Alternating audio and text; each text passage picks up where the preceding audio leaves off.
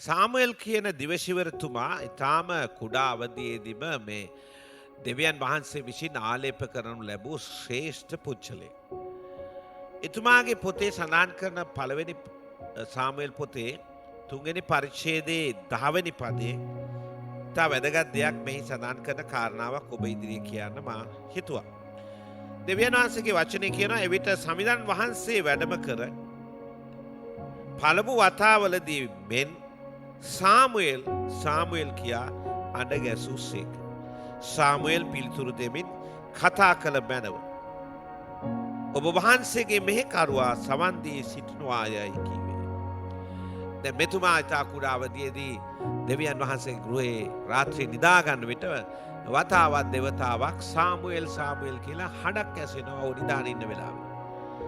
ඔය දෙවතාවම හිතුවේ ඔහුගේ ප්‍රධාන පූජකතුමා වෙන්න ඇති කතා කරන්න කියලා ගිහිල්ලා ඇහුවා. නමුත් එතුමා කියනවා නෑ මම කතා කරේ නෑ.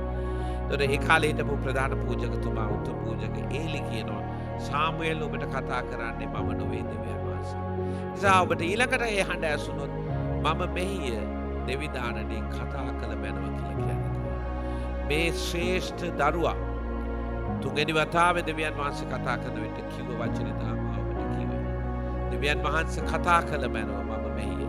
ඔබ දන්නවාද එදා දෙවියන් වහන්සේ ඊශ්වර ජාතියට සිදුවෙන්න යන මහ විපතක් ගැන එළිදරව් කරා. දන්නවද දෙවියන් වහන්සේ මිනිසයන්ට කතා කරනවා. ඔබ ආසා වුණොත් උන්වහන්සේගේ හඬ අසන්න.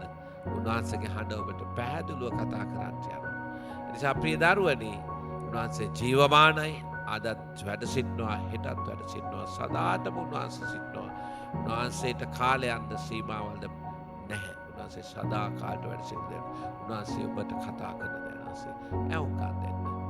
බලාපොරොත්තු වෙ යාචනා කරන්න උන්වහන්සේ ඔබට කතා කරන. ඔබට ඒ හඬ ඇසේවා කියලා මා ආශිර්වාද කරමින් ඔබට ජේසුස් පිටයි කියලා කියනවා.